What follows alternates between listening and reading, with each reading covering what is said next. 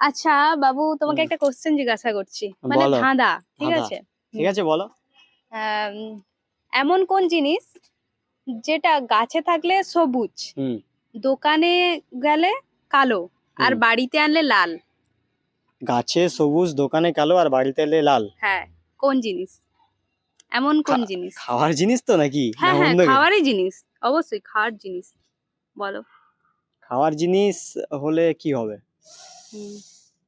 গাছে সবুজ, দোকানে কালো, আর বাড়িতে এলে লাল। হ্যাঁ। না না, কি হবে বলো তো? ধাঁধা। হ্যাঁ, ধাঁধা, ভেবে বলো। মাথা কাজ করছে না।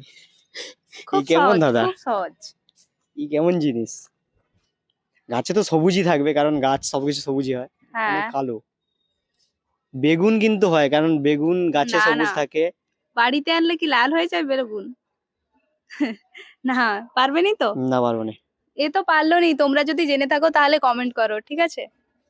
চলো। কমেন্ট কমেন্ট করবে।